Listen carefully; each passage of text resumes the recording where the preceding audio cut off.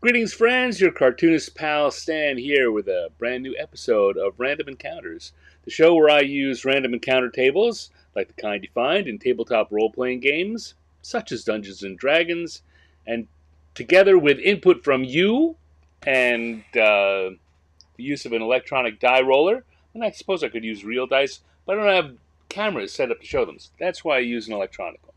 So, all that together, I generate a brand new drawing prompt never seen before, not really guessed by me.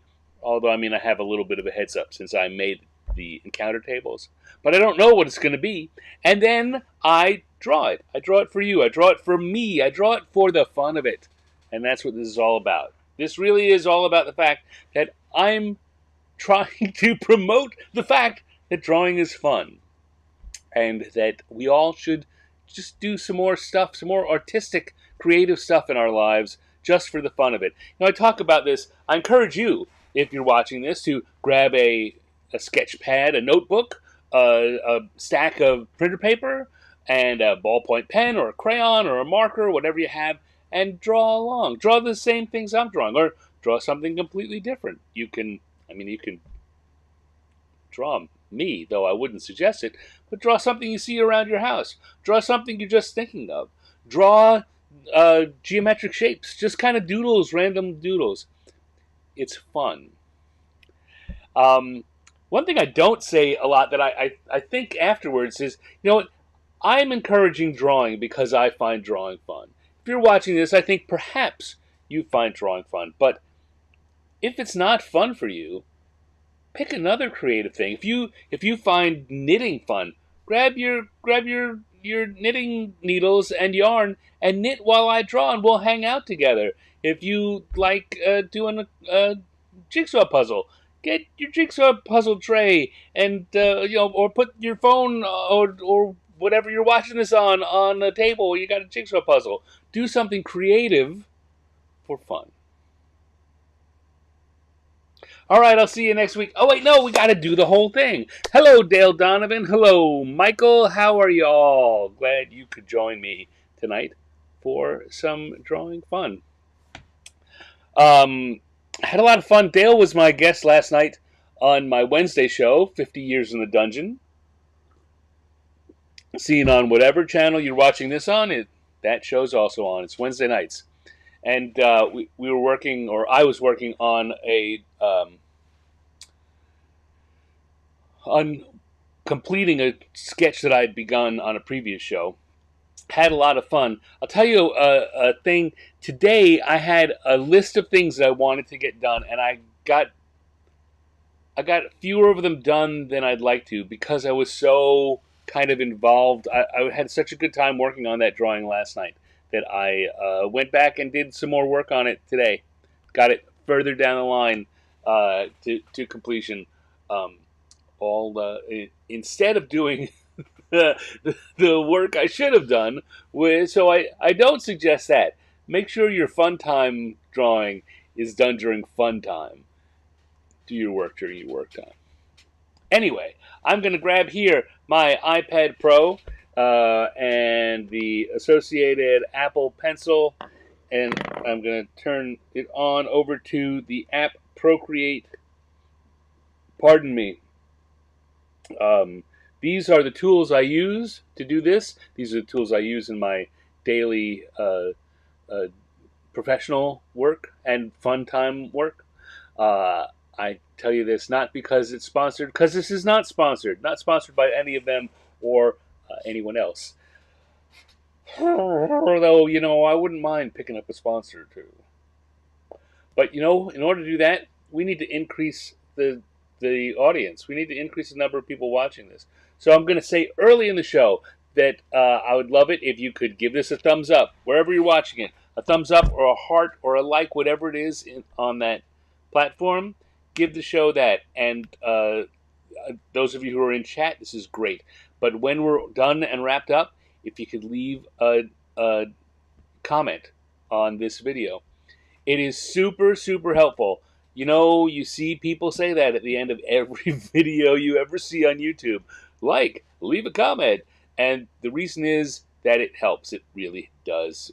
It spurs the platform to suggest this show and my channel to more people, which gets us more audience, which maybe eventually will get some kind of sponsorship for this show. Would it be great if, like, I don't know, I know that Apple and Procreate are not going to be sponsors for this, but would it be great if, like, a little drawing, a little art supply company, a pencil manufacturing company, or some place that makes sketch pads would be a sponsor? That'd be terrific. Maybe someone who has their own, um, courses that they like to do. That they sell courses about drawing. I'd promote someone else's courses. I don't have any courses of my own to sell. Maybe I should make some courses, but that's a different conversation. Anyway, mer. Let's do this, huh? I've got my iPad. I got my Apple Pencil. I've got everything set. All I need to do is hit this button. What was I waiting for? These, then, are the encounter tables for tonight's game for tonight's show. You know what I didn't do? I didn't turn on my dice. So there we go. Let's roll these. Roll them, and see what we get. What do we get? We get a 2 and an 8. So we come here. 2 is a T-Rex, and an 8 is vacuuming. Okay, T-Rex vacuuming.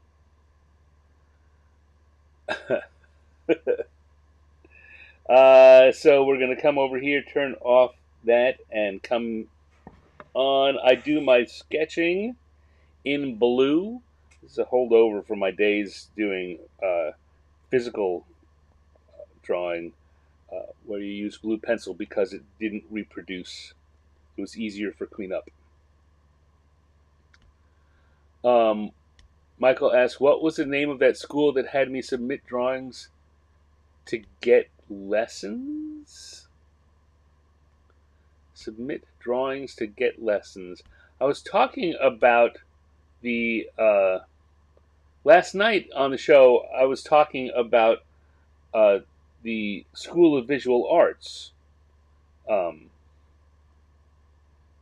it doesn't sound like that's what you're asking about. I'm not remembering. Submit drawings to get. You're talking about the cartoonists, the mail-in one, the one that Charles Schultz used to work for before he became famous. James says female T-Rex with curlers in her hair. Maybe. I don't know that we need to go quite so gender specific because it's a T-Rex. But I think that we could have our T-Rex standing on one foot.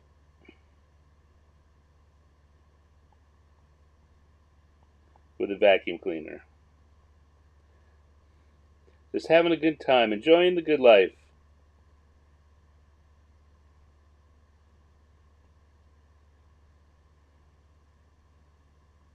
The question I'm thinking right now is whether I want this hand to be coming from the back, so this hand can be up here in the front, or the hand holding the vacuum to be in front, and therefore we can have a hand up in the back.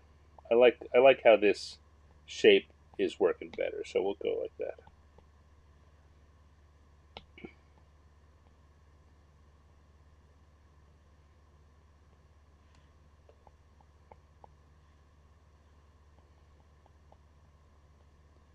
And also, right now I've got the T-Rex with very thin legs, and I like to draw them with big, meaty, honky, meaty legs.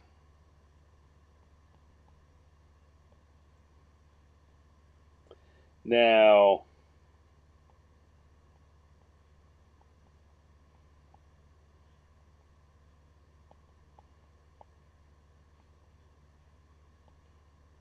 the sketch being just the beginning,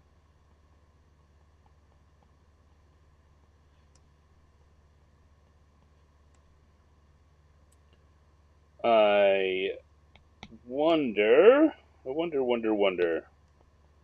wrote the Book of Love.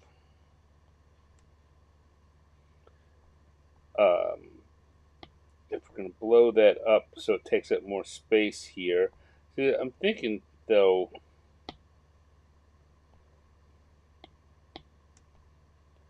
we make it smaller.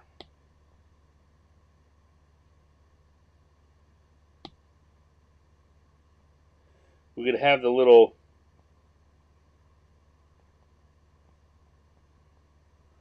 prehistoric furry mammals that are going to grow up to be humans running away from it.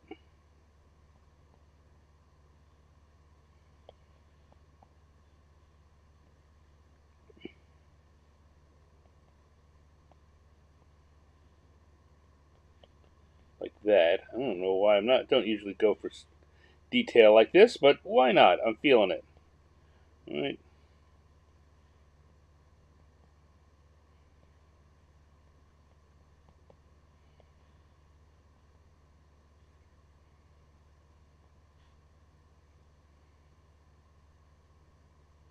I'm not so sure about that. Cats are scared of vacuums. Yeah, you know, when I put the vacuum down, I wasn't sure that on today's list we've got a bunch of big things and a bunch of small things. And I was thinking that if the small things had come paired with vacuum, that I could go for a Roomba and have one of them riding on the Roomba. But the T-Rex and the Roomba don't go together.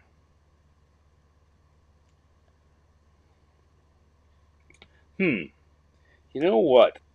I'm going to get rid of all that background sketchiness I just drew.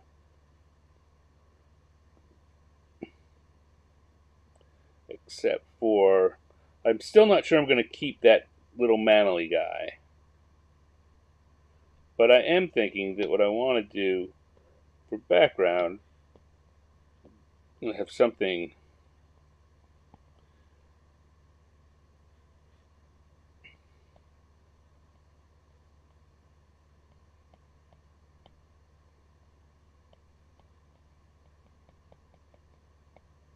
I'm going to have like a brontosaurus.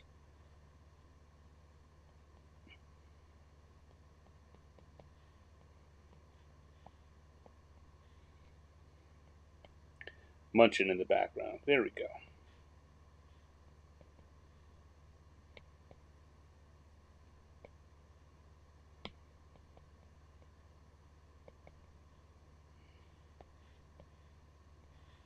All right, that's enough. We've got a lot of chat going on in here.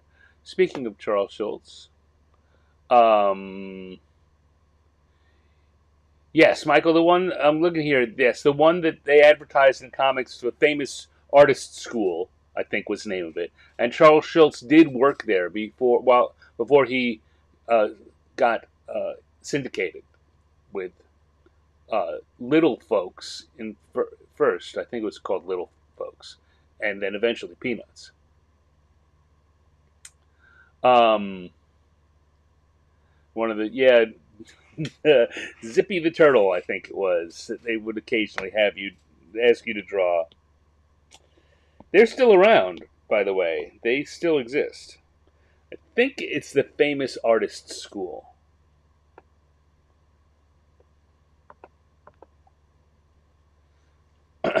What application am I using? James, you showed up just minutes too late because I just finished telling people that the application I'm using is Procreate. But that's all right. I don't mind repeating that. I'll say that as many times as folks like. But yes, I'm using Procreate. I'm using an iPad Pro.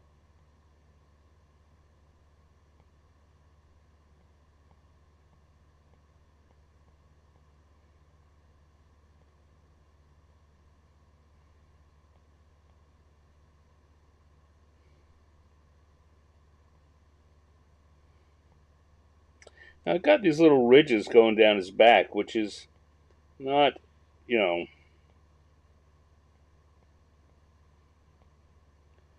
not 100%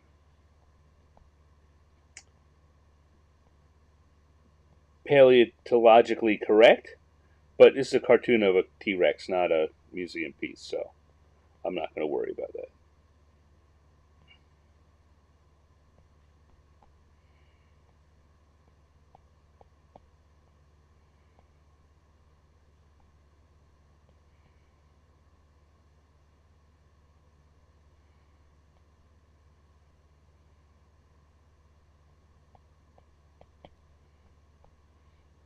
Go. We're going to give him a little knobby knee, maybe an elbow knob there too, and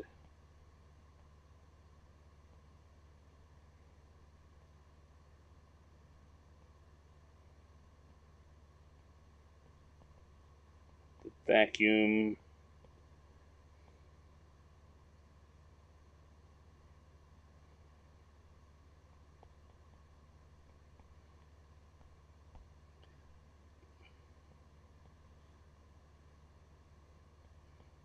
Going there. Well, this is looking pretty good. Give him some scales so he looks scaly and reptilian.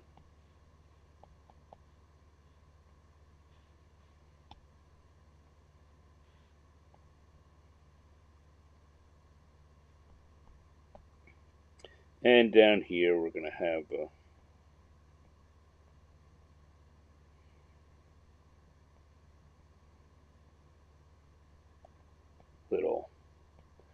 little furry mammal.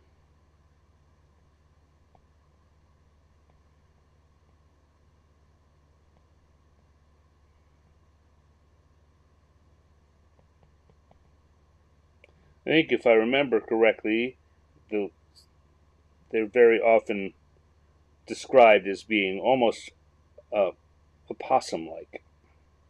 These little, although possums are marsupials.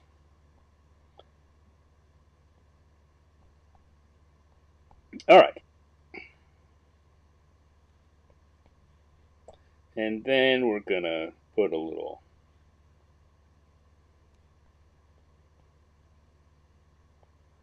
hedge, I guess. Prehistoric hedge. Just kind of hanging out.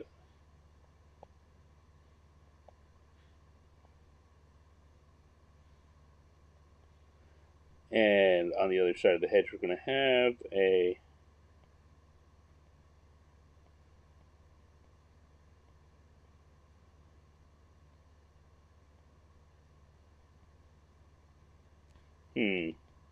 let's try and get those eyes looking in the same place.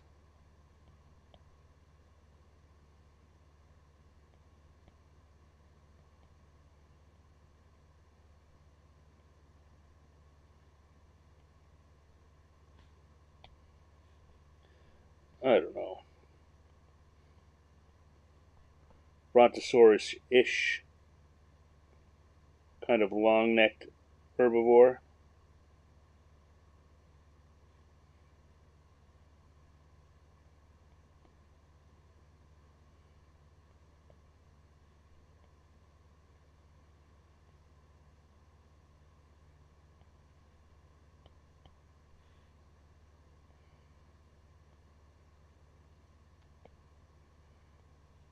Going there.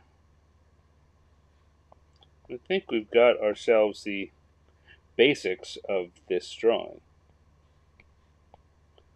T-Rex vacuuming.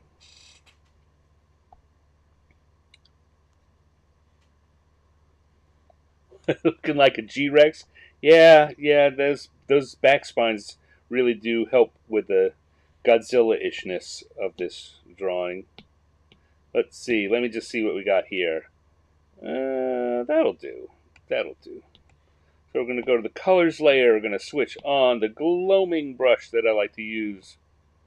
Kind of markery, kind of crayon-y. And we're going to use an off red, a light red, for the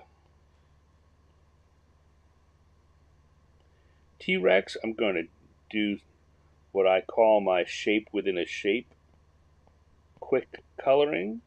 As you notice, I'm thinking about the large shapes within the creature and coloring blocks that stay within those shapes instead of running them all together. And that helps to add a little extra bit of three-dimensionality and texture to your drawing that you wouldn't otherwise have. It really, if you do this kind of thing when you're coloring with crayons and markers, the two best media to do it with. People, I think you will find that people react much more strongly to your pieces. Like, oh, you did a great job coloring. Oh, look at that. It's got a real feel to it. Let's see. We're going to need a bag on this vacuum cleaner. We're going to need a handle. And that's not a good color. What color should this be? Maybe a brighter red?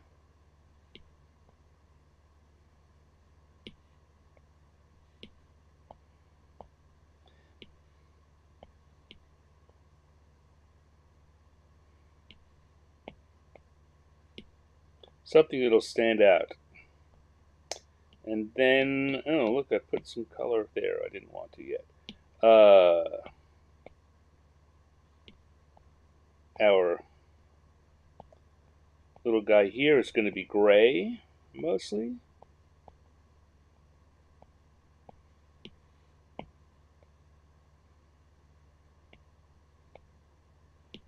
With a pink tail. And feet. And hands.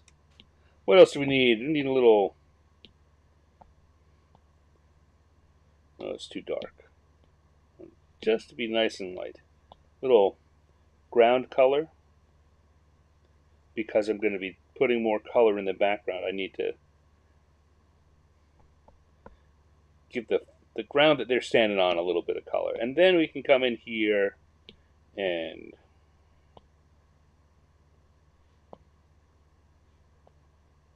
color in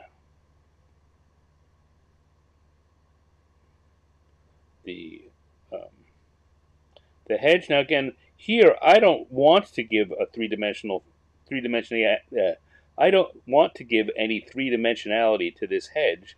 I want it to just be a flat background, so I'm just coloring it as one big space.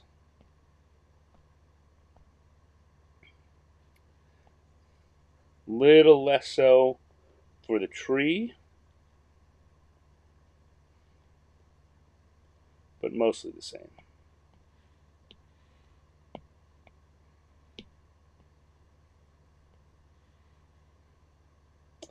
And let's see, what color is our dinosaur is going to be kind of a, or our brontosaurus is going to be kind of purpley. Why? I don't know. It doesn't seem right. Maybe it's an anti-Barney thing.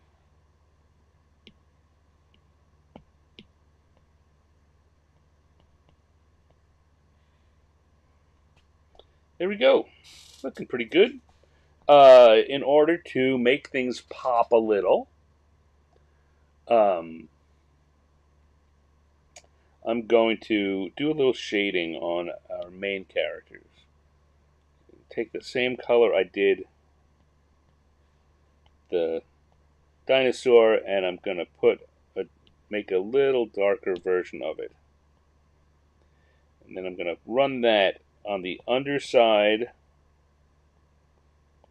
of every surface.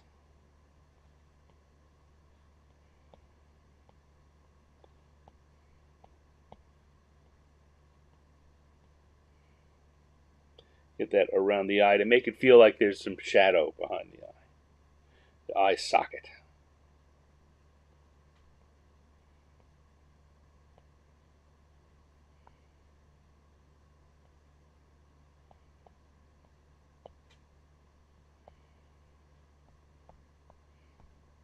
And maybe the same thing for our dinosaur. So grab that purple, little darker version of the purple. Let's say for our other dinosaur.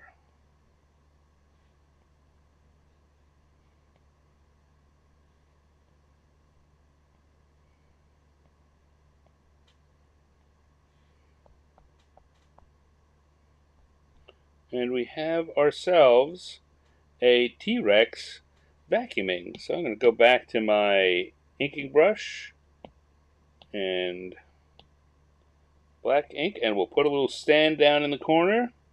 Because we're done here, we have ourselves a T-Rex vacuuming. Yeah! Hello, Cindy Robertson. Hello, Nate Robbins. Thank you all for joining. Glad to see you. Let's see what's going on in the chat while I've had my head down. Color book worthy. We're going to get back into the coloring book. Got to bring it up every week. Tried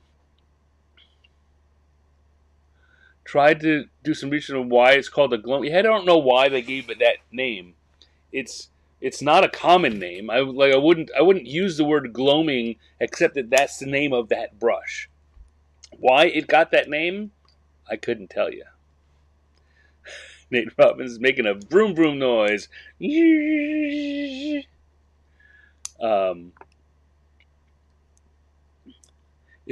a sparkling blush brush. If it doesn't come from Gloam, France, very wise words. That's probably it.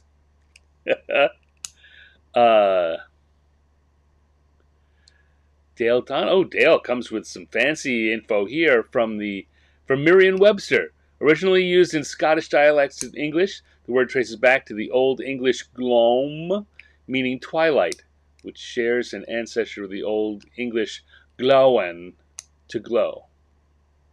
I guess, I don't know that I don't see how that is especially appropriate for this style, what this brush does. It could be that. San is the man. I am the man. Because this is my show, so I'm the everyone. Gloaming means twilight or dusk. Okay, well, again, I find that very interesting, and I'm adding that to my memory. Hopefully, I remember it in the future. I don't see how that is a direct connection to naming this particular brush that, but maybe.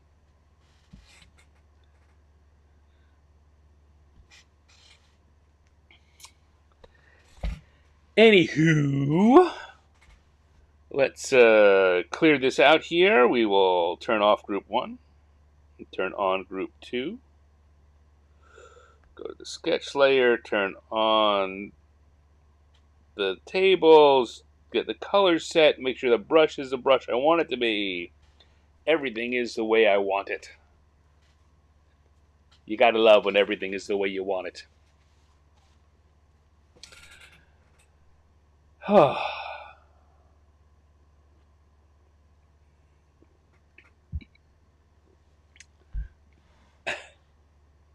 A Stan, a man, and a plan. I don't know what the I don't know if we can figure out a palindrome to go along with that, but it sure would be interesting.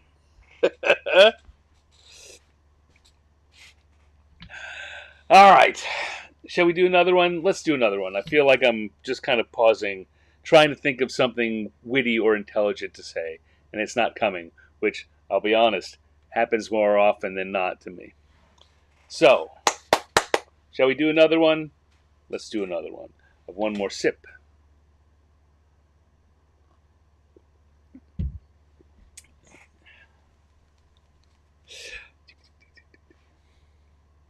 We started with a T-Rex vacuuming. Yeah, we started, but I can't say it. We started with a T-Rex vacuuming.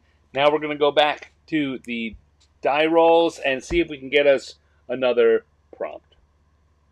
So we're going to roll these dice, roll them, and we get A 4 and a 9. A 4 and a 9. That gives us a Twig Blight. Campfire. Oh, that sounds dangerous. Oh, wow. Nature abhors a vacuum. Yeah, I've certainly seen a lot of. I'm sure I have drawn cartoons with things like animals stomping on or tearing up or otherwise abusing a vacuum cleaner. A Twig Blight Campfire. Wow. All right, my brain is already a buzzing with what can we do. Adam Blunt, hey yo man, good to see you. I'm about to try and draw a Twig Blight Campfire. All right, on the right layer. So we're going to start with, if this will work. Got the studio pen. Everything's up, big. Yeah, why is it not showing up?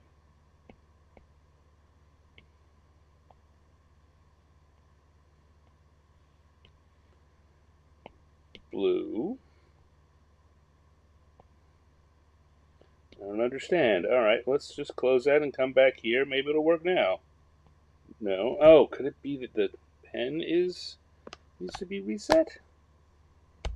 Sometimes it's funny. Sometimes when you're working on any electronic device, for no reason you'll get these weird things. Like this will happen. I find this happens a couple times a week, where I'm in the middle of drawing and I'll set it down for a second. I'll pick it up and suddenly the iPad won't recognize the pencil again, and I've got to either put the pencil back in its cradle so it'll charge and then it recognizes it, or I need to turn the app on and off and it'll recognize it. But sometimes you wind up with these little things like I'm drawing on the screen and nothing's showing up and I can't find the problem. Sometimes it's stupid little mistakes I've made. Like if you see over here on the left of the screen, there's so I guess over there there's the four pips, which are the measured out sizes that I have for this brush. And there's the little square, which gets me this circle, which I can use as a color picker. But below it is a slider, an up and down slider. And this is an opacity slider. You often will see me talking about opacity, about whole layers. This is opacity for what you're drawing. So right now, if I draw, and again, oh, yeah, right now we've switched over to white color. Right now, if I draw a line like that, it's 100% the color I've chosen. But if I drop the opacity here to 50%, then when I draw it, it's going to give me the same thing at 50%. And in fact, you will be able to see through it to the layers below. You can drop it even lower and change the color of what you're drawing. So what will happen? So the reason I bring that up is sometimes if I just touch the screen, it'll switch. So if I inadvertently touch the screen on that, I can drop it to 0. In which case, right now I'm moving my brush up and down all over the place, and nothing's showing up because the opacity is 0. And I've driven myself crazy sometimes as I start to do a drawing, and nothing's coming up, and none of these other things, switching it on and off, or plugging the pen back in, or changing color, nothing is helping because I've inadvertently dropped the brush to 0 opacity. So, I guess all I'm really saying is you got to learn your tools, and you can never correct 100% for human error. All right, let's get back here. Drop the brush back down to the size I want it to be because we're going to draw a campfire.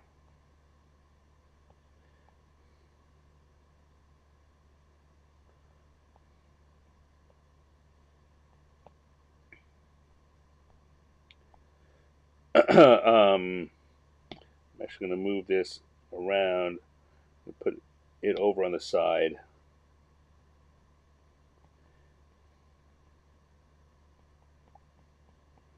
And we're going to have someone here at the campfire. And we're going to have a Twig Blight. Now, Twig Blight is a creature that's not particularly well known outside of D&D circles because it's not a historic fantasy creature. So it's a cute little idea. It's basically just a little bundle of twigs that it is kind of like the Blair Witch Project um, humanoid shape. It's like a little bundle of twigs in a humanoid shape, bound together and animated. Or I guess there are other. Some of them are more leafy than others, but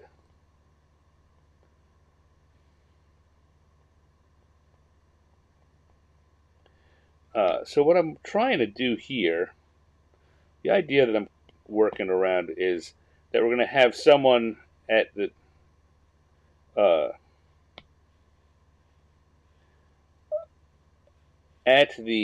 uh, campfire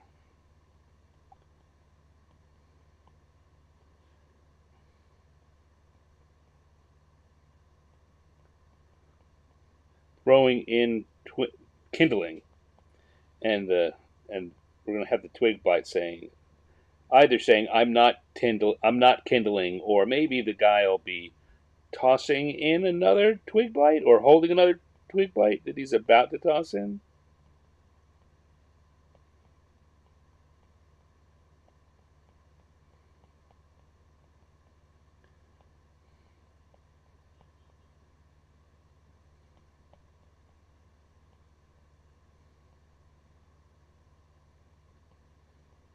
So we're going to have a guy, he's going to have some kindling in his arm. Maybe he's throwing here and we can have another twig bite flying over. And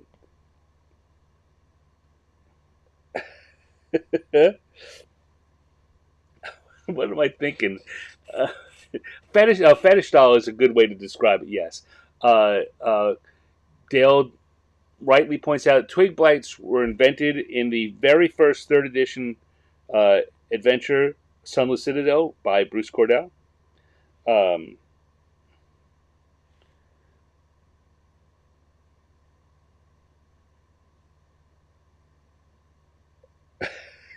all right, so here's the things I'm thinking. One is that the guy is standing there, and the twig blight is tugging on his leg, saying, "No, no, that's Jerry. That's not kindling. That's Jerry." Um, Another could be that the guy has tossed it, and two twig bites could be, oh, instead of being there, they're over on the side here talking to each other, and one is saying, "I haven't seen Jerry. How about you?" And this guy is just noticing that he's tossed Jerry into the thing. And the third could be that he hasn't tossed Jerry yet. He's holding Jerry, and he says, "No, that's not kindling. That's Jerry." Like when you pretend to throw a kid in the pool. Yes, that's a little funnier than having actually thrown him. So I think that I will have him be holding the twig blight.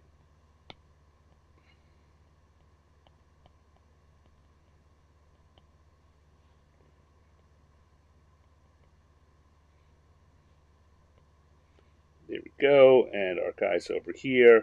Have him with a hat on backwards. Not sure I want to do that.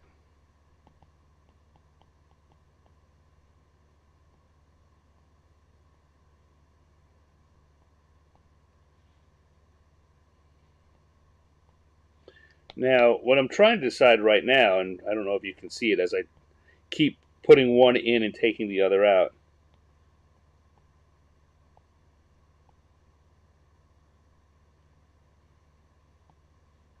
is whether this guy is looking down, he hasn't noticed yet, and he's looking down at the twig bite down here, or the Twig Blight is chanting, is shouting at him, and he's right now noticing.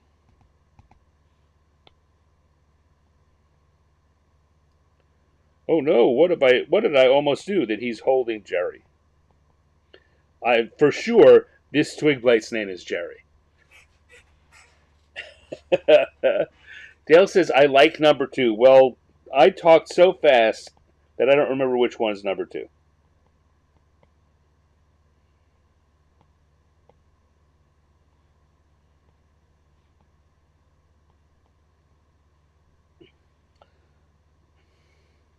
So I guess here's a question. Is he looking at, so this will be Jerry, and this will be Sam.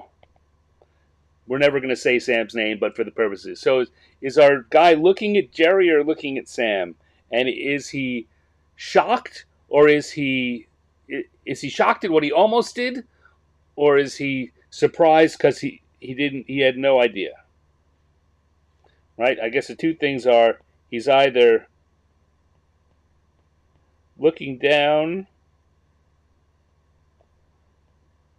at this guy with a nonplussed look on his face, or he's looking over and he's shocked. Tossing Jerry. He is tossing Jerry into the fire. Man, you're mean.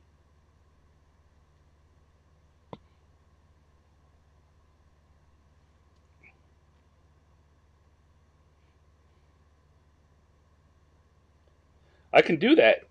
Wouldn't be too much of a stretch. Good. This taking some extra time on the sketching on this one, trying to figure the gag out. Right? If I do that, then he's thrown Jerry, and Jerry is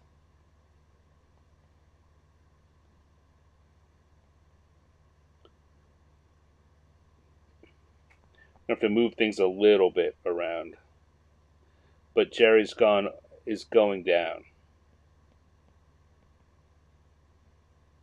Jerry's going down, man.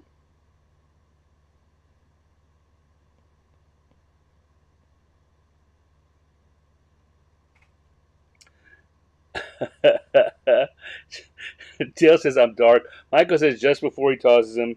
You know what? I tell you what. I really am more feeling that Jerry has not been thrown yet. So I'm going to stick to that one. That'll be my decision. There we go. All right. All right. I think we finally got all the stuff we need. I can come here and start drawing based on this.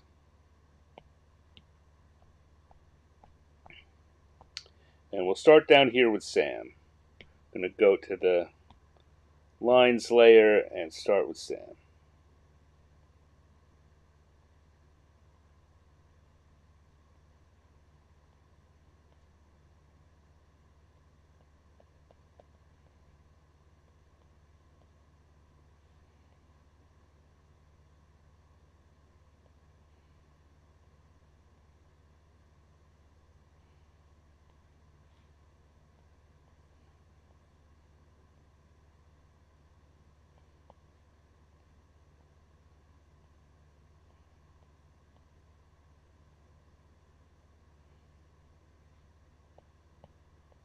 This kind of feels like a John Crick-Falusi character to me. The guy that created Ren and Stimpy.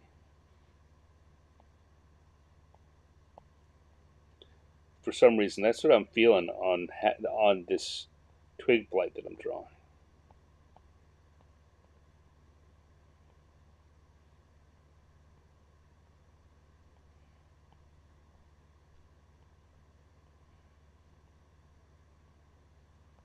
Oh, he's freaking out.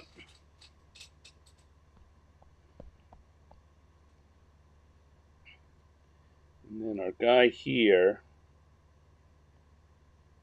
I'm going to have him looking at Jerry and be shocked at what he almost did.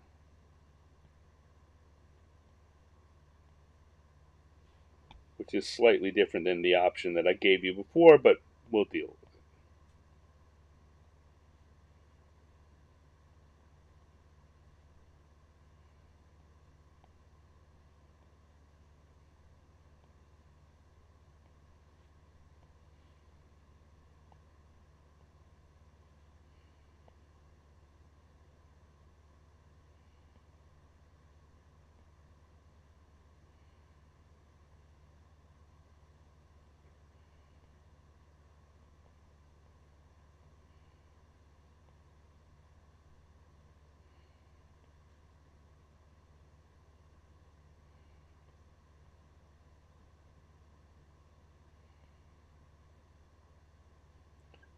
Jerry here.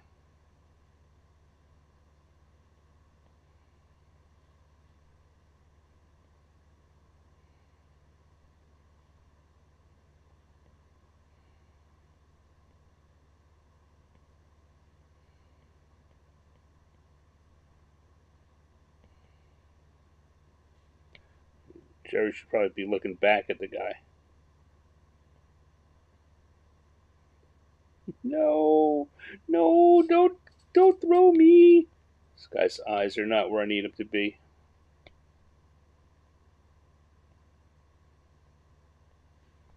There we go.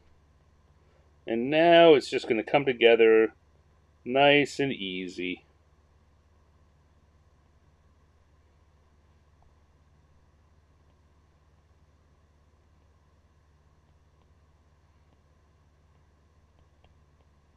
After all of that,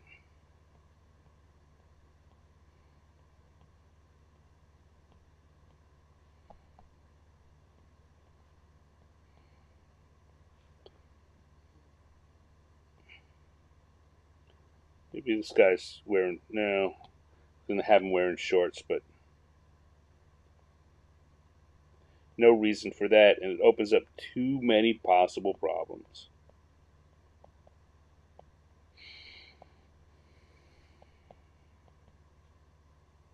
His waist's a little low, though. Need that to be higher.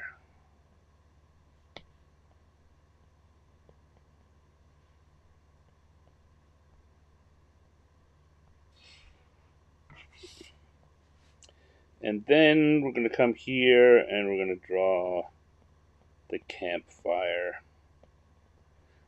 Campfires are, it took me a while to figure out how to draw this. And now this is just one of those little iconic things I've got in my back pocket. I do it without even thinking about it. But it was really hard to figure out how to get that idea of the logs around in a cross pattern with the fire in the middle and to make it look right.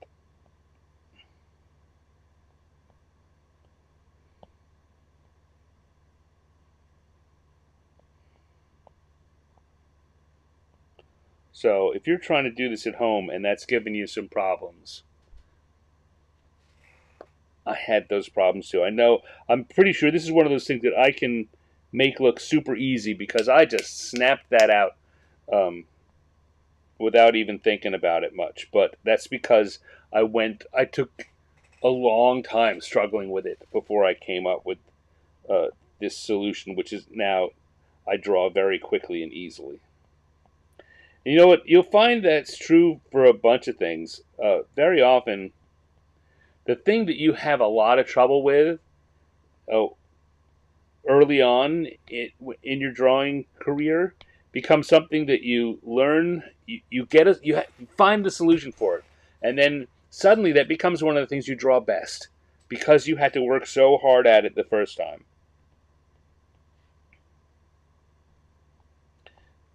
All right, he's going to be saying,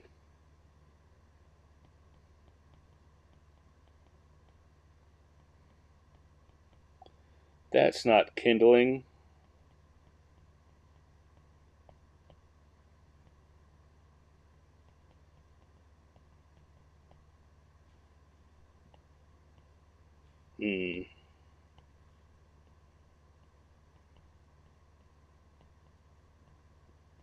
That's Jerry.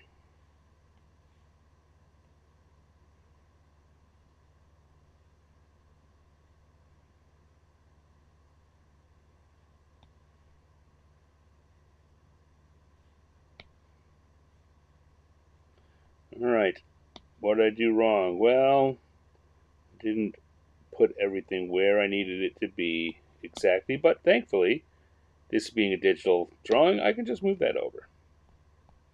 All right, looking good. Let's turn the sketch off.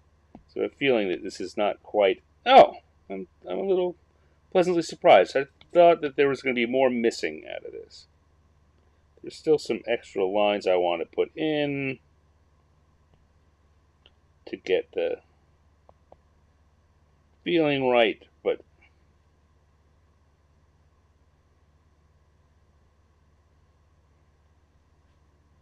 nah. I'm going to give him like a bag under his eyes, but no.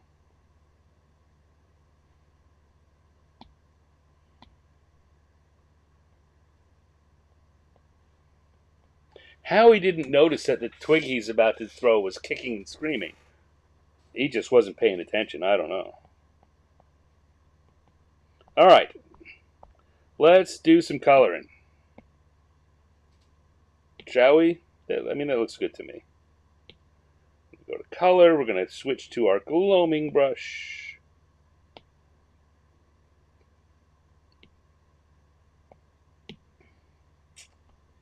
And we're going to put some color in here.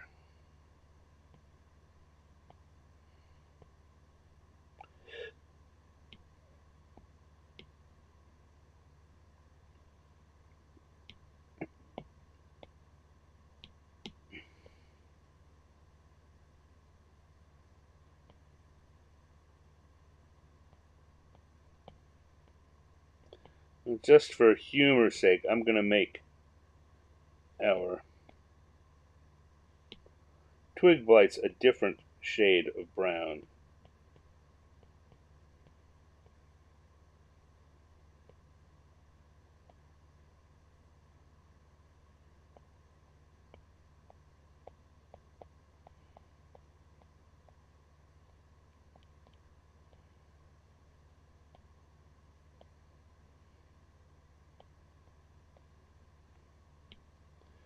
Remember, Dale mentioned, I was just saying before, that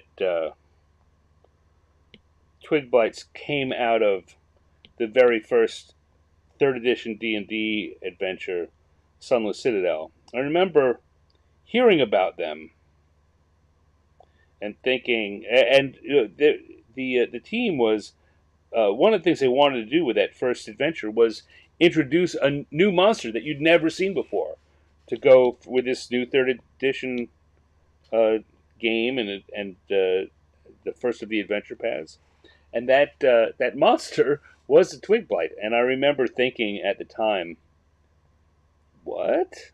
It's a what? It's little twig guy? That's the new monster?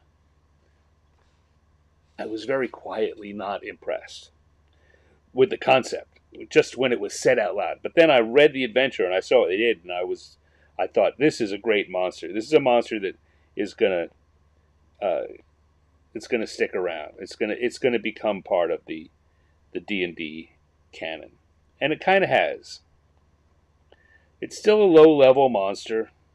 It's not gonna knock anyone's socks off. But it's a fun, interesting first level monster that's not a goblin or a kobold, the kind that have been used over and over and over for years and feel a little like they've got a lot of mileage under them.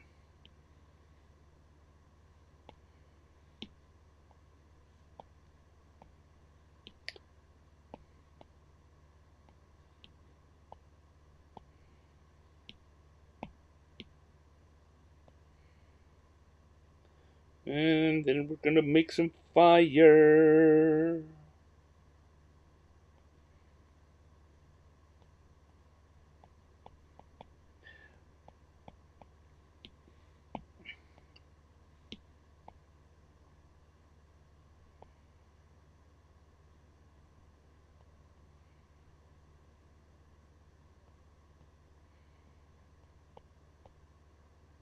Here we go. When I was putting this together, I went back to the new 5th edition monster manual just to see if twig blights were still there. I wasn't sure that they were.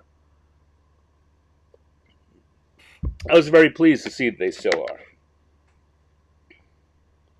I've become quite attached to these little buggers.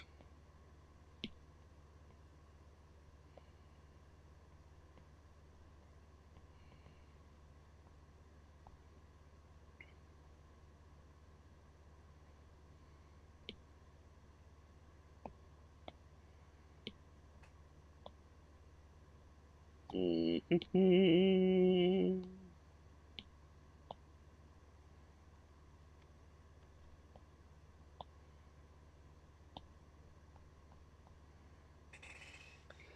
not kindling. That's Jerry. Why didn't Jerry say something?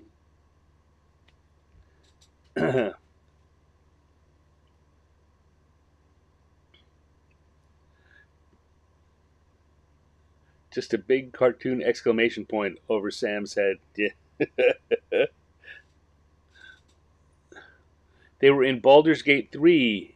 I didn't see that above. Were they in Baldur's Gate 3? Good, good.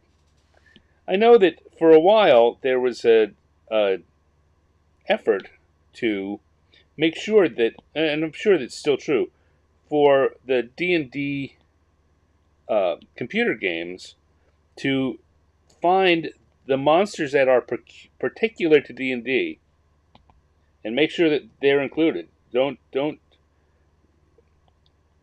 rely just on orcs and goblins and kobolds and things that could be anything. If you're going to make it D&D, make sure there are monsters that are just D&D, which I'm sure is one of the reasons, besides the fact that they're cool, that beholders show up in a lot of things. And the Displacer Beast in the D&D movie, the most recent D&D movie. And the beholders are the crappy beholders in the first D&D movie. Right? They're there because they are specific to D&D, that you can't have these in anyone else's movies because they are monsters that Wizards claims intellectual property rights on.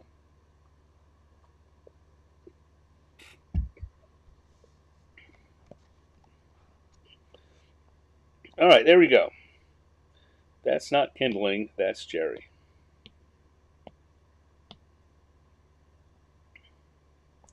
All right, well, let's put a little stand down in the bottom because you know what we've got. We have Twig, Blight, Campfire story.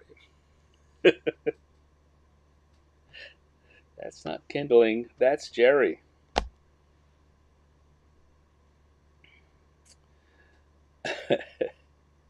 Let's turn on group 3, turn off group 2, turn on group 3, come back and turn back on our encounter tables, and take a little break, shake it out.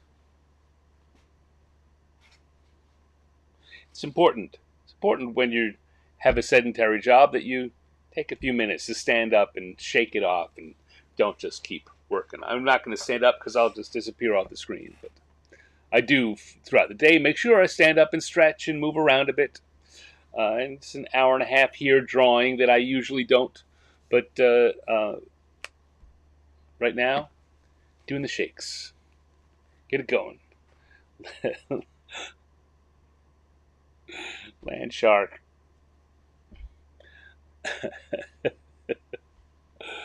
Ay, ay, ay, ay, ay. It's October, my friends. It's October. My goodness. The year is flown by. October.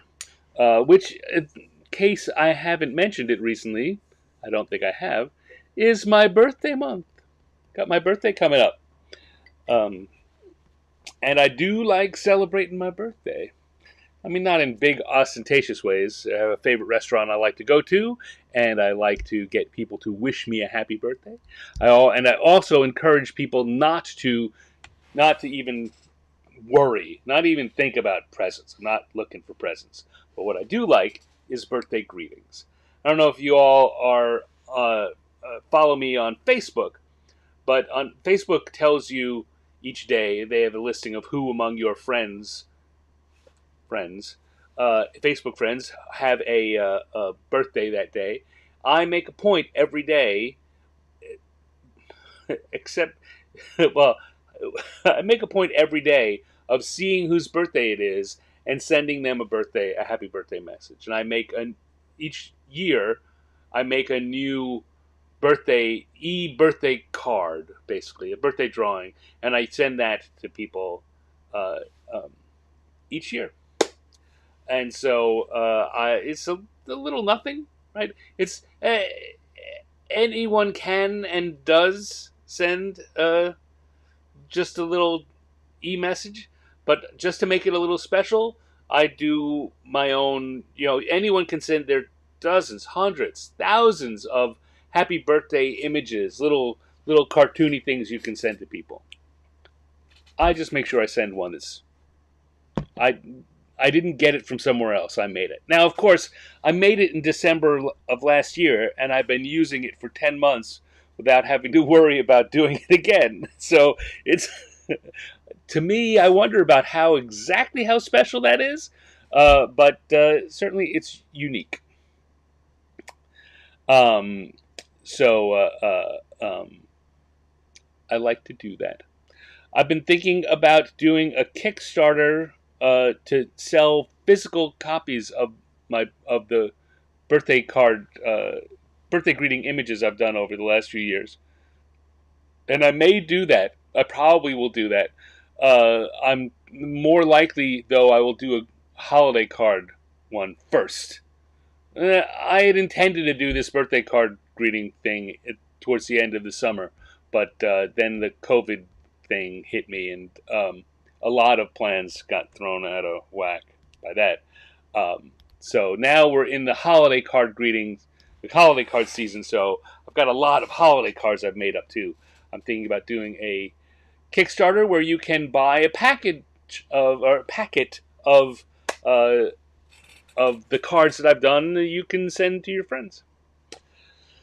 And then early next year sometime, maybe I will do a birthday card one with the birthday card greetings. And I'm thinking that one of the things I will do is make it you can buy the cards, or you can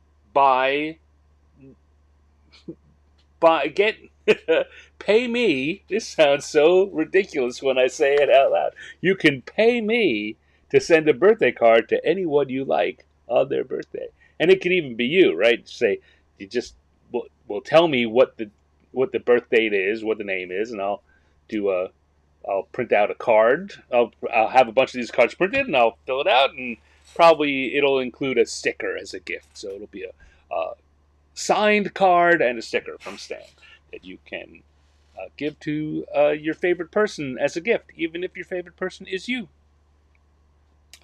Oh, Cindy says getting the birthday card from me every year is a highlight. Oh, I'm glad. I'm glad I can be a fun part of your day, your birthday. Like I say, I do this every day, but the thing is, throughout the year, there are days that I can't, right? Either I'm traveling, or some days when I'm not feeling well, or whatever. There are days where I can't or don't do it. And it's amazing how much guilt I feel about that. Because I want to send them to everyone. And some days I just miss. But I get more days than I miss. So, if you want to do that, and you're not on my friends list on Facebook, come and join it. Come and if I don't know you personally and you want to join for that, send me a message when with your friend request saying, "Hey, I heard your thing about the birthday cards. I'd like to be your friend."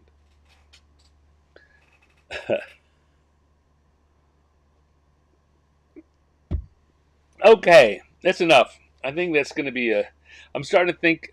So for these videos, I do time signatures. I've started to put those in, and when I go off on a side trek like that, I put them off on the side. And I think now birthday cards is going to be its own little segment of this show.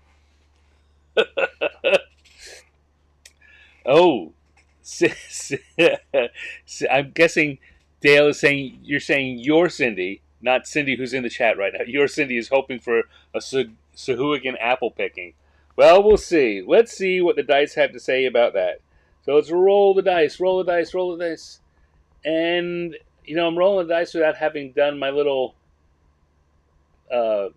break. Oh well, here we go. We're rolling dice. I'll find a way to make this work. And we have double aught. Ooh. That's not a Sahuagin apple picking. That's an adventurer doing something else. An adventurer with an empty pantry. Or, we got 10 people in the live chat right now. Cynthia chat wanted a harpy petting a cat. Well,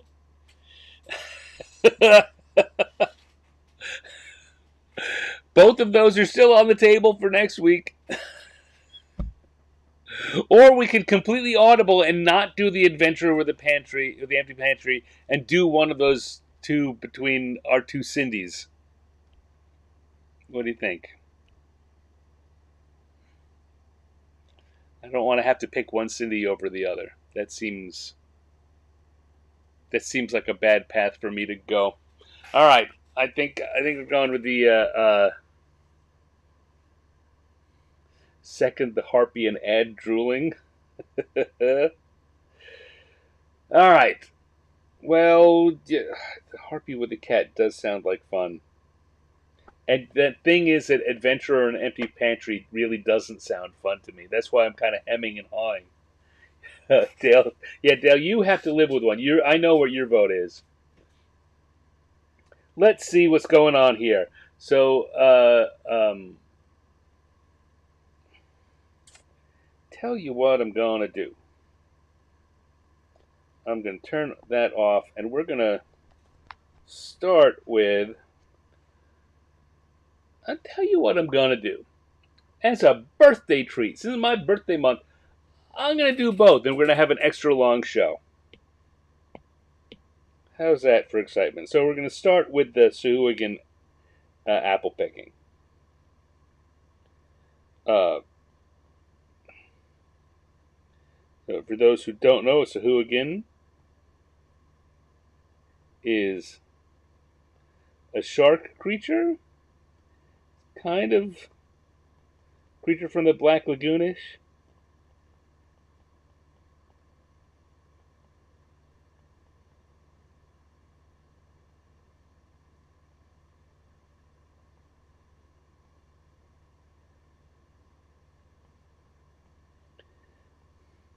Now, here's I was just gonna draw a Sahuagin picking an apple, right? That seems fair enough. But here's what I think. I'm gonna clear this layer. I think what we need is which side? Maybe coming in from the other side. What we need is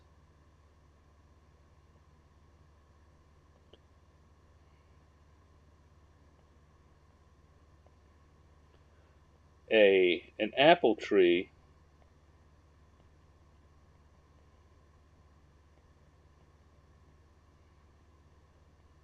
that's hanging out over the water. And then coming up from under the water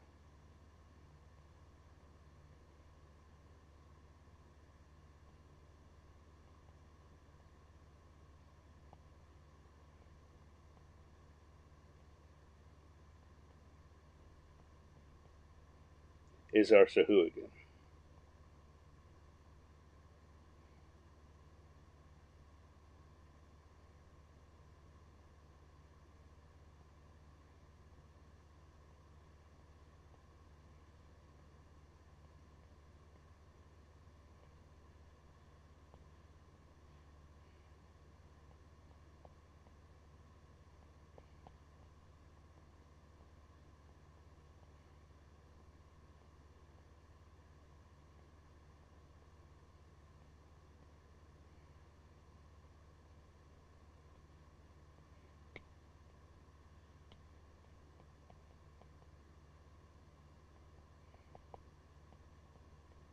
All right, I like that. I'm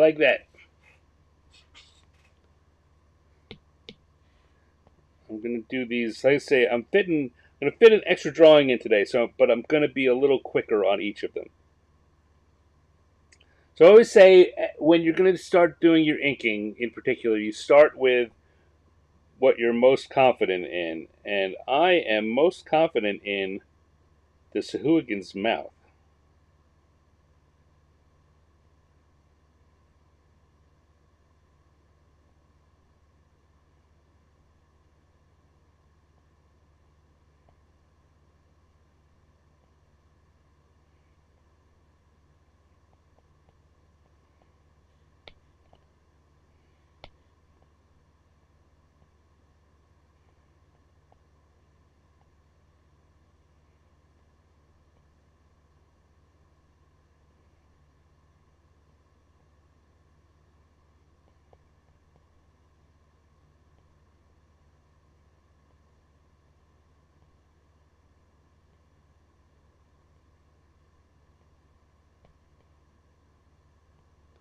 So we go like that.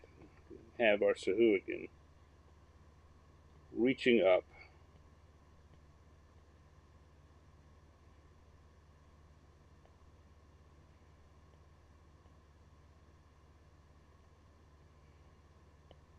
To get an apple.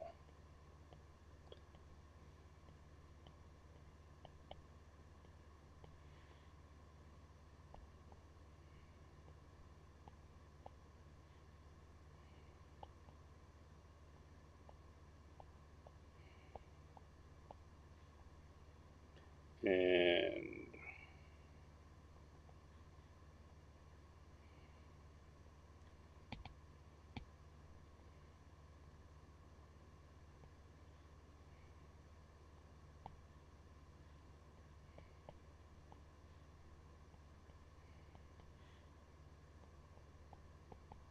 like so.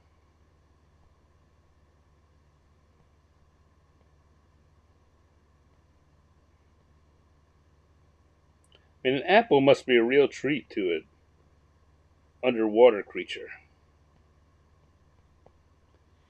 No such thing as water apples.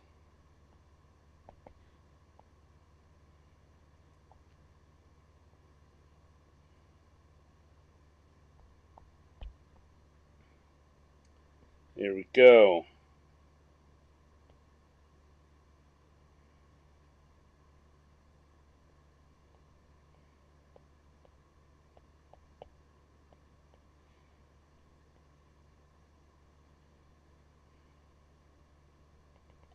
And we're going to have a tree here.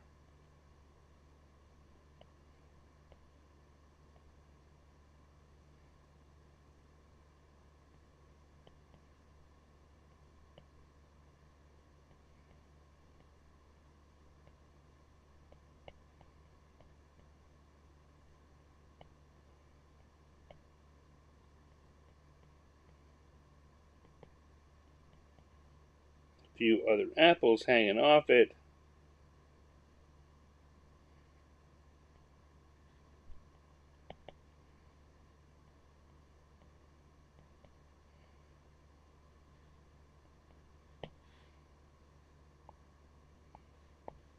I think that's it. I think that's basically the line work. Let's turn the sketches off and see what we got here.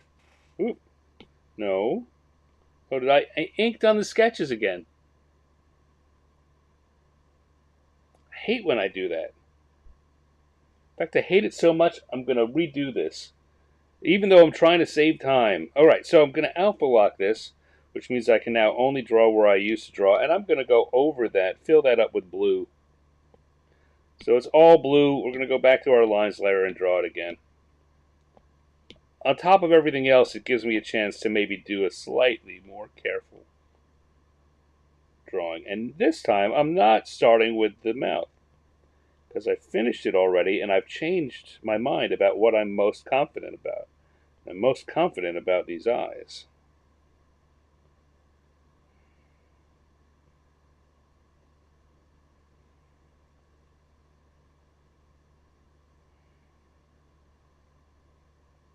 I want to change a little bit about this mouth that I was so confident in before.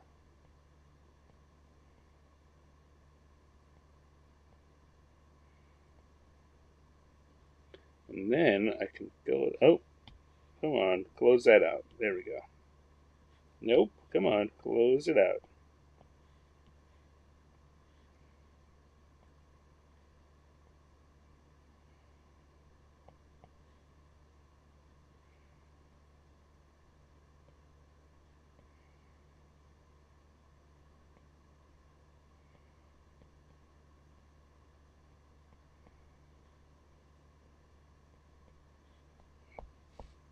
I think he's already looking better.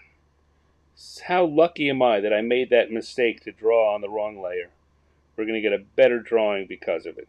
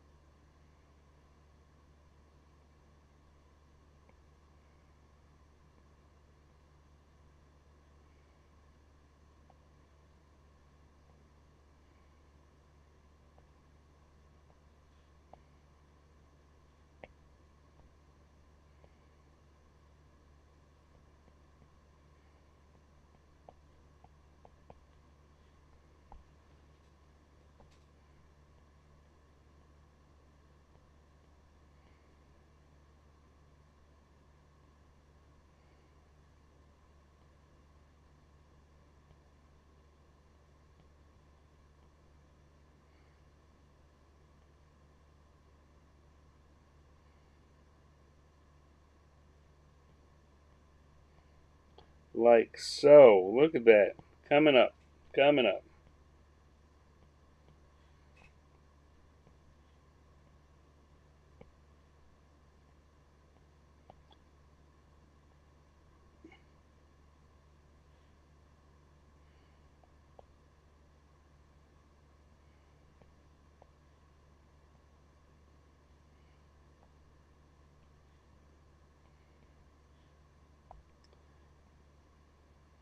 And now, I can just go back and ink over this. You can already see that this is looking better.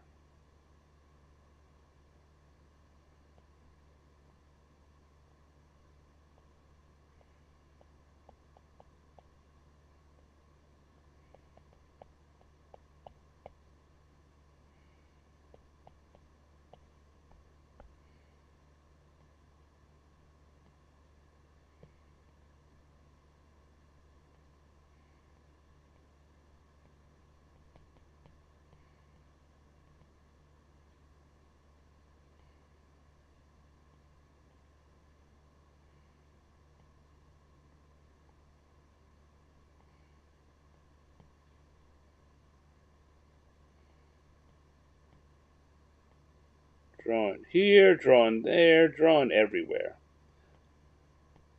I'm getting a little lost in my head. Sorry, I need to be talking a little more. That's the least scary shark man you've ever seen. Well, you know, don't you get a little. You're less scary when you're having your dinner, right? I guess that's not true about most sharks. He's a vegetarian shark man. He's having an apple. Tell you what, if you were an apple, this would be a very scary looking shark man to you.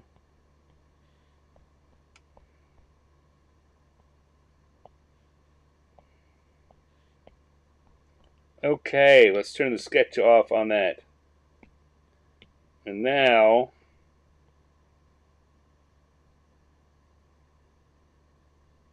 hmm.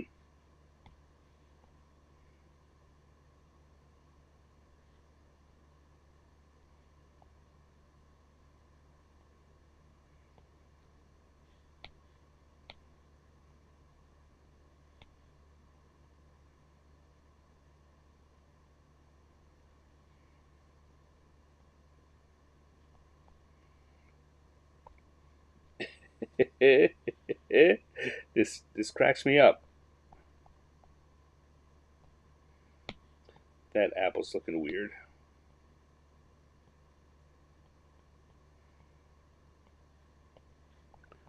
All right, I like it. I like it.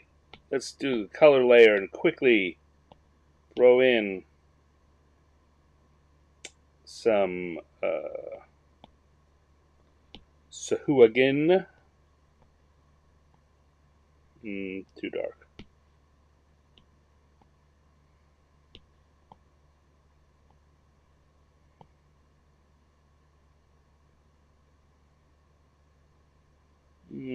They don't like that green.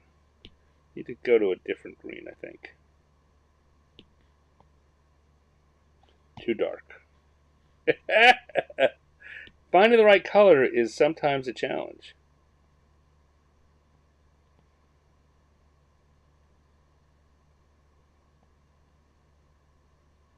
I'm still not 100% sold on this, but I think it's the best one yet.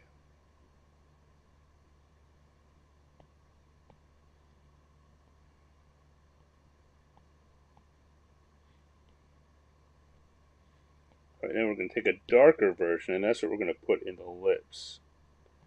And the fins, the flanges on the elbows and ears.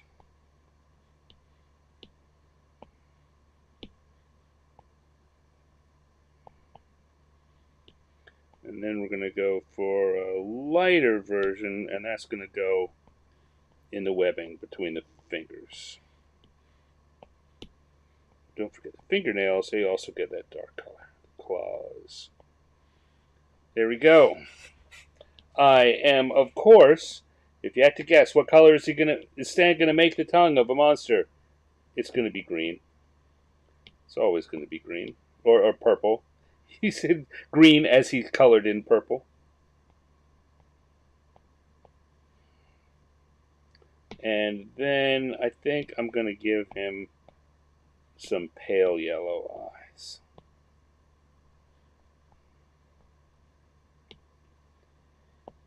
And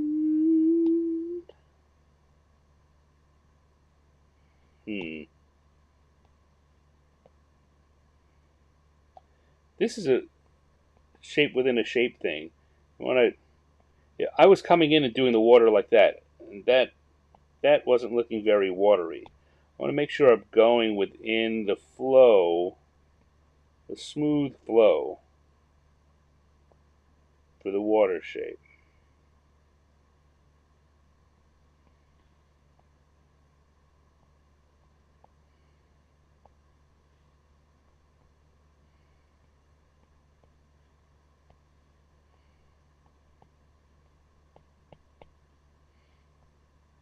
All right, and we need a red for the apples.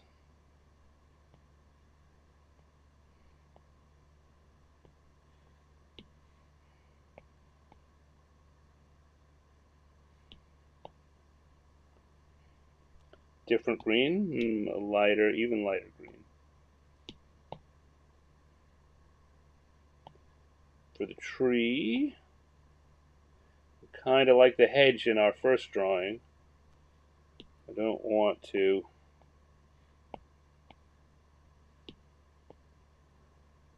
I want to stay away from creating a feeling of texture and shape for the tree. I want it to just be a flat shape so that it doesn't draw more attention to itself.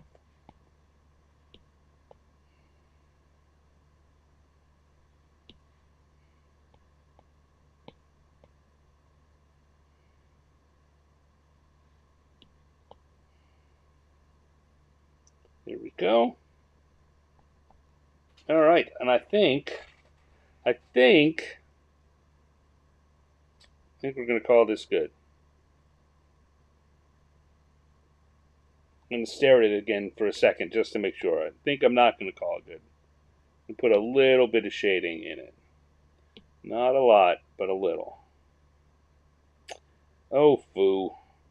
I just unintentionally erased the grass. I'm going to have to go back and do that again. I mentioned this when I was talking last night. Because I don't use a drawing glove, and because this is a touch pad, it's touch sensitive, I will occasionally inadvertently trigger an undo. And then I have to go redo something that I thought I was done with.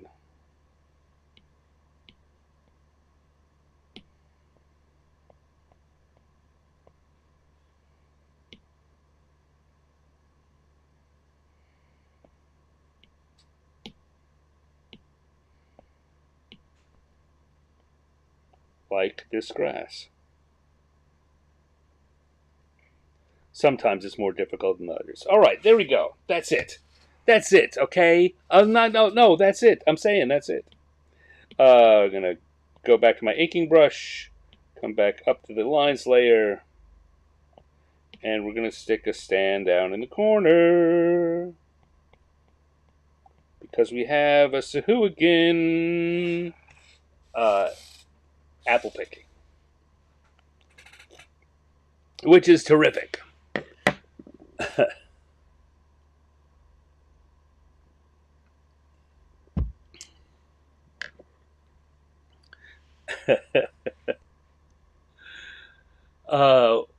You aren't yourself. Have a Snickers. What was my position during the development of 3.0? So I had a couple of different positions during the development of 3.0. I was a designer and I was a designer on the Marvel superhero adventure game. The saga-based game was being developed while third edition was underway. I was also in charge of the team that was producing Dragonlance Fifth Age and getting ready, working with Margaret and Tracy as they came back in to working with the with Wizards. And so I was a designer, and then I also segued into being a creative director during that time. And so I was in charge of the team. This is a weird one. I was in charge of the team, which was in charge of all the D&D worlds. But we weren't doing anything other than finishing out Greyhawk and Forgotten Realms and Dragonlance. We weren't doing anything for any of them. But technically, I was the creative director for Planescape and Birthright and everything. But we weren't doing anything with them. And then I went back to, about the time that third edition was launching, I went back to just being a designer. I say just. I went back to mainly being a designer, working on non-D&D games. That's the Pokemon Junior and a couple of other things, a bunch of other things that didn't get published. And then I went back to being a creative director. We changed how the whole department worked, and basically, I was the personnel creative director. So all of the designers and editors reported to me, but I didn't have any products. So I was in charge of the talent pool as they worked on projects for the other creative directors who were in charge of the lines, the core D&D and the Forgotten Realms and the other things. And that's the position I held when I was laid off in 2002. So, that's the answer to your question. Does that tell you what you were hoping to find out? All right. I'm going to have a pause here, do a little wiggle, because today we're going to do a fourth drawing. Because of everything that went on while we were chatting, had a couple of very good ideas. Two different Cindy's gave me two different ideas, both of which were brilliant. So I'm doing both of them. So we're going to have a fourth drawing today. And our fourth drawing is going to be, we've already decided it. There's no rolling for this one. Our fourth drawing is a harpy petting a cat. And Michael wants it to be drooling, which it probably would have been anyway. But okay. So we need a harpy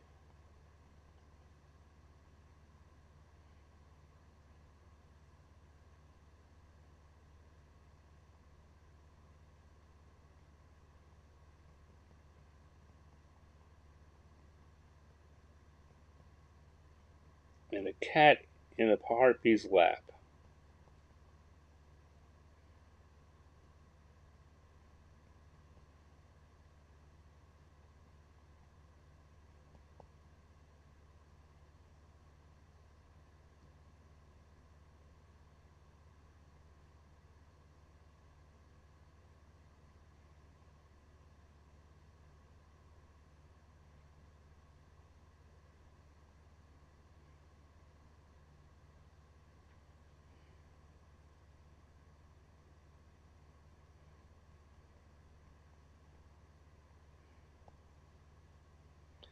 And that's a rough idea. So, but where is...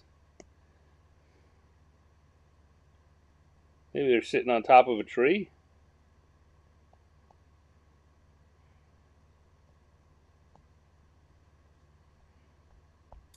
I'm gonna leave that till it. Where should the harpy and cat be sitting?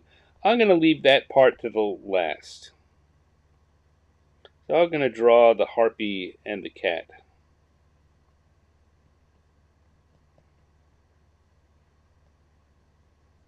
And then we'll figure out where they are. You guys start putting ideas together and talk amongst yourselves. Come up with something everyone likes. Don't make me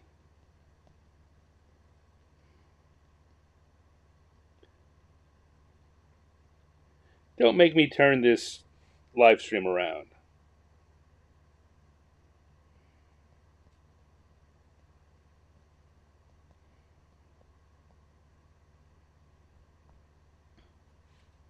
They should be on a doghouse. That's all right. That's certainly a possibility. Why should they be on a doghouse?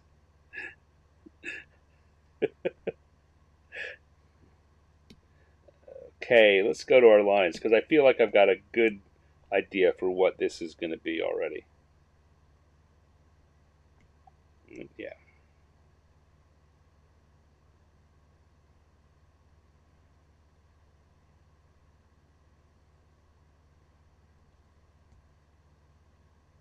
Hmm.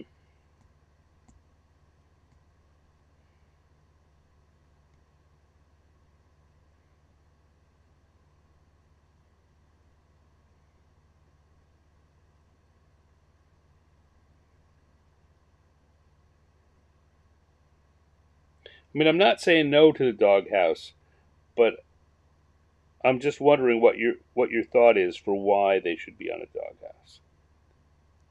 And other people should still have the opportunity to make suggestions. You're getting your harpy petting a cat. Other people can I may need to go with someone else for where the harpy and cat are, just to make sure everyone gets a chance to play.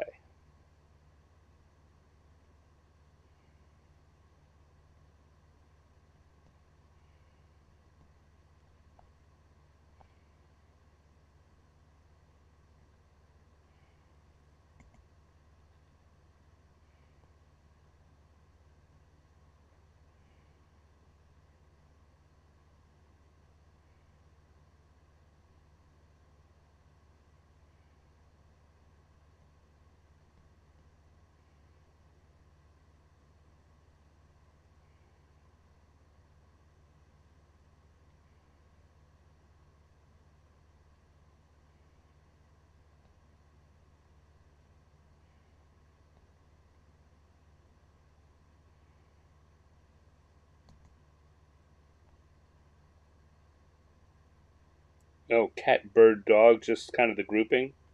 All right, I see where I that hadn't occurred to me. That possibility hadn't even occurred to me. I see that as a line of reasoning.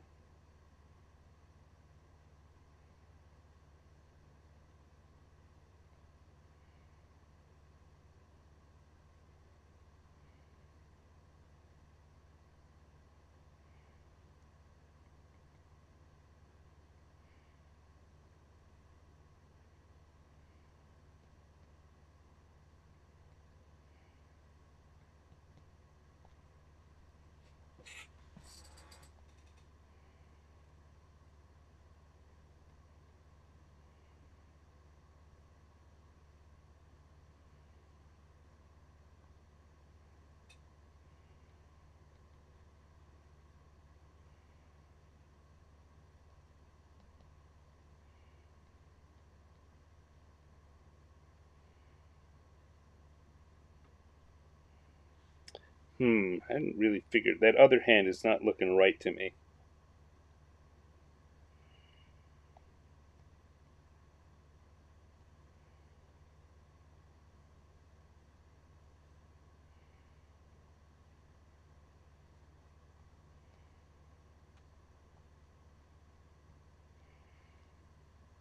Let me go back to the sketch layer and figure that out.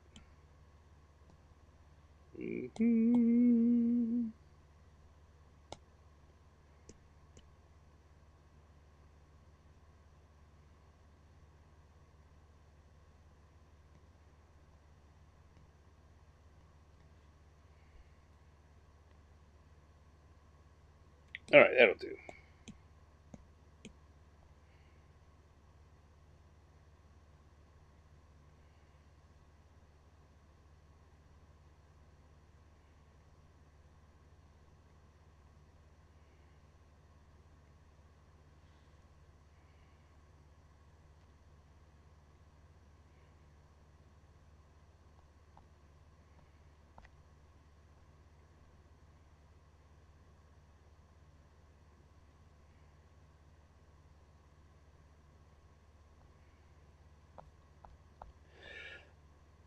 Okay, that's over there, and the other wing is down there.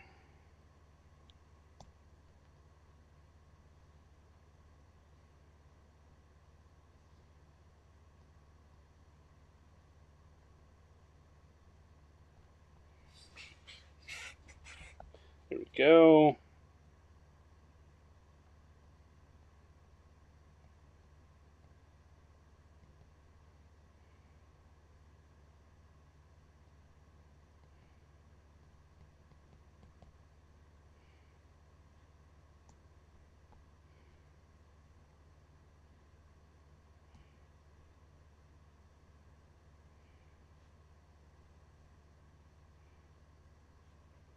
Alright.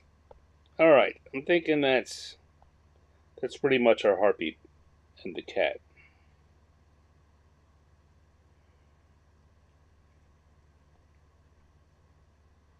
Let's look up here.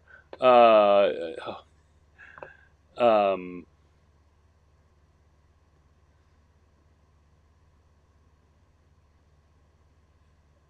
of them have fish skeletons with the fish heads on them in their mouths. Well, that would have been something to do earlier on, because I've already gotten done with both their mouths.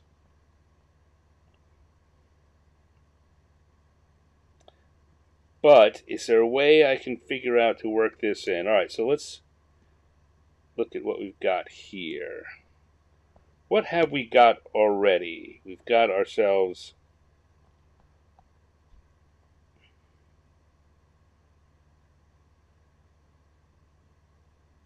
a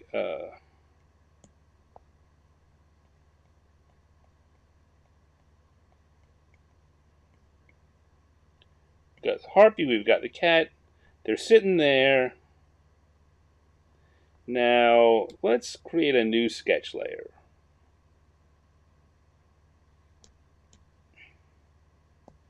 Come back here and say, now, they could be sitting at the end of a pier, and we could have fish head skeletons sitting all around them. Or they could be next to a lake with the same thing. That positioning won't work, but so that's one thing we could do. We could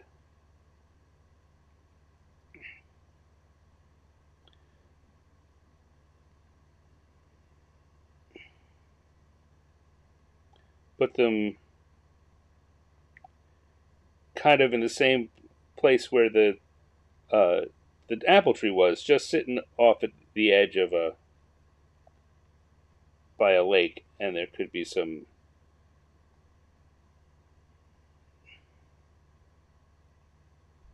fish skeletons. You know what? Just not really the bucket idea. The discarded bucket. Oh, okay. All right, all right. The bucket makes it easier.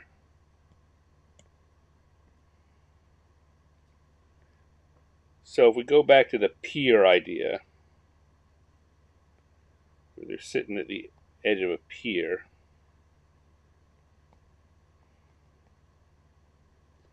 there could be a bucket.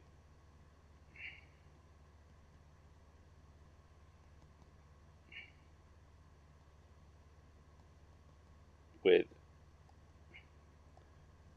fish heads and fish tails sticking up out of it.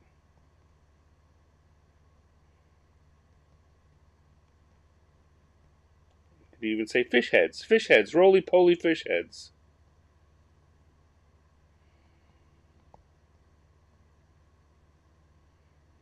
Alright, and we do, though, however, want to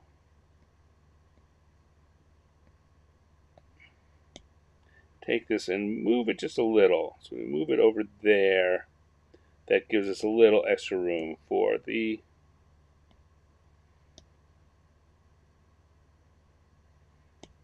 bucket.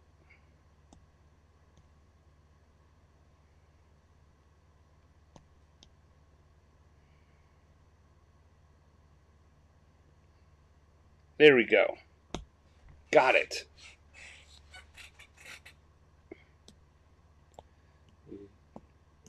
Try and make everybody happy. Alright, so I'm going to start with the bucket.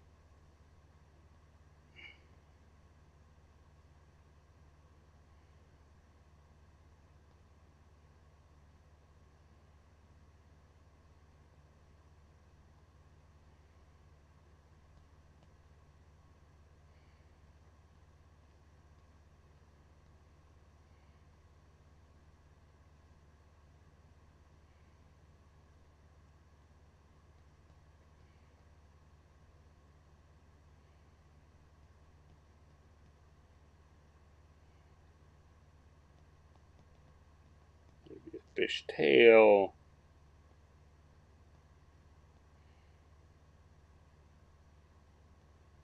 Another fish head.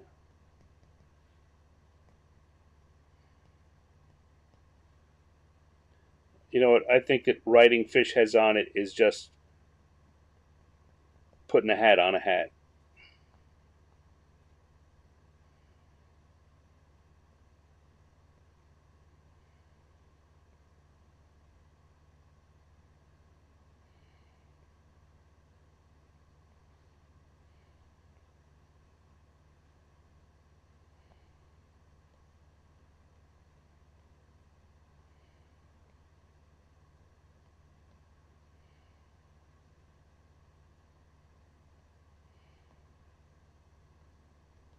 Here we go.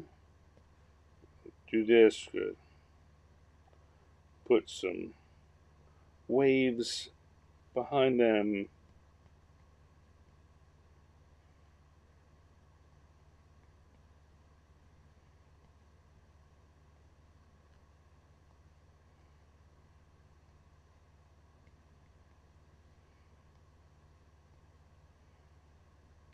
Some more waves in the background there. And I think we've got ourselves our basic Harpy petting a cat.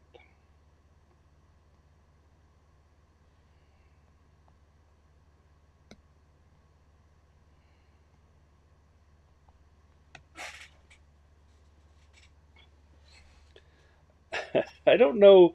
I don't know that this is certainly different from other harpies. I like her. I like the character face. I'm not sure that I would always want to use this as a harpy, but I might find somewhere to use for that character.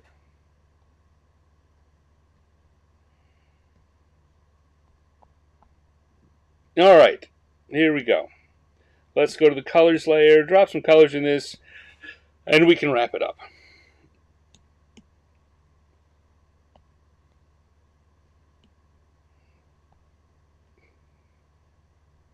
I think our harpy is going to have bluish feathers.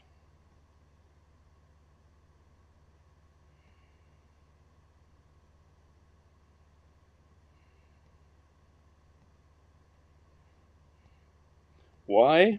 I don't know why. Darker blue hair.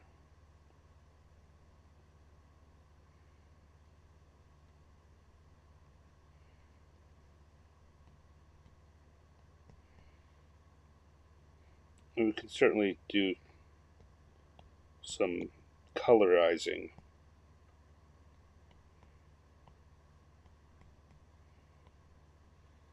There, some flesh tone, some pinky flesh tone.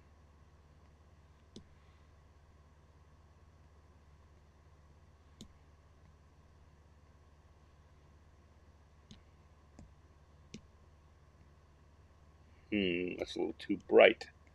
Tone that down a little. Go, the talons will be orangish.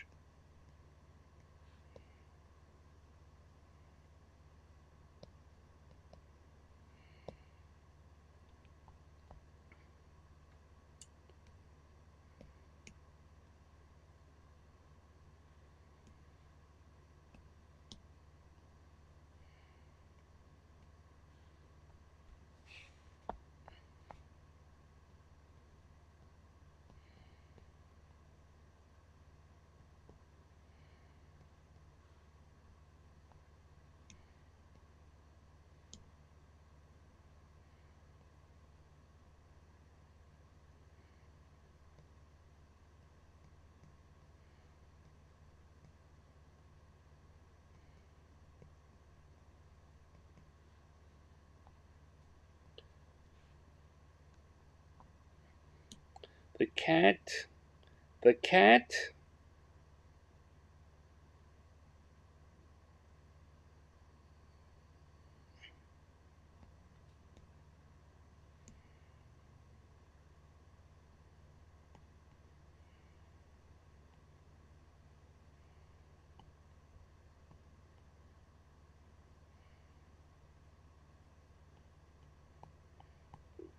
Cat is going to be basically a brown tabby.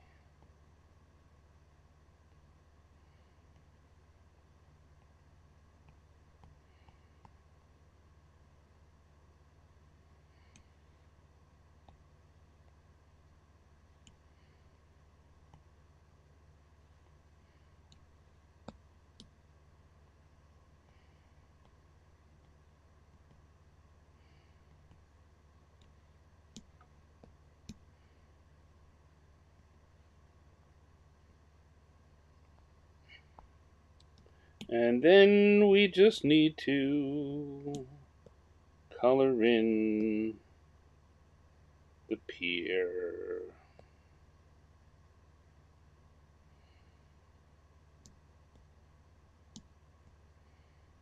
Oh, I haven't done the bucket.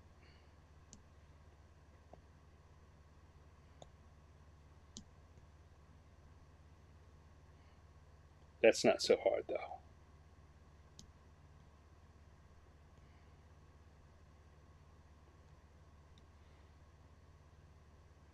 But need some kind of highlight on those fish bones so they don't look forgotten. I think we'll just go with gray on that.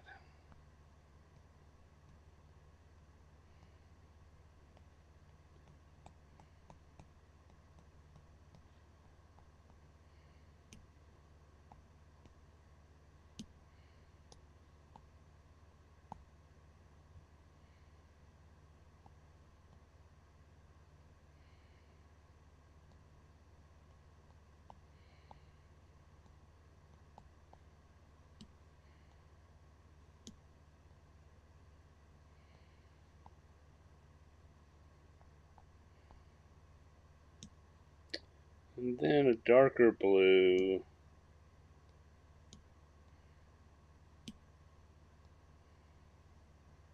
No, bluer blue.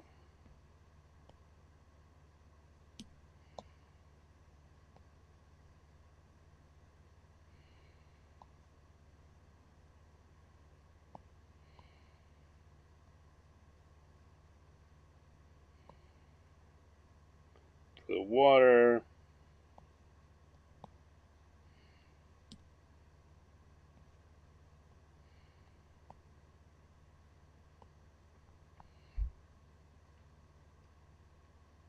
Tell you what, I'm not loving the colors on this. I would like the drawing though, so. Roly-poly fish heads, eat them up, yum!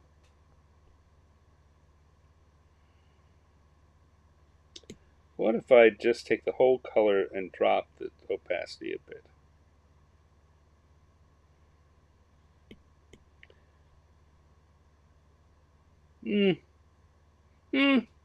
I think this is a good drawing. Not the best coloring. Myrrh. But on the whole, I think a good fourth addition to tonight's drawing. So we're going to go back to our inking brush, and we're going to stick a little stand in the corner because we have ourselves a harpy petting a cat.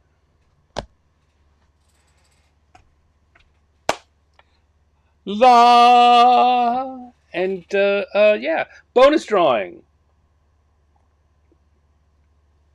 How about that? Bonus drawing. We all get a little extra fun tonight. All right. That means, though, I'm going to quickly do an outro, get us out of here, and we can roll along into our upcoming weekends, our first weekend of October. And the spooky season, as I say. Spooky, spooky. All right, here we go. You ready? One more sip, and we'll do an outro.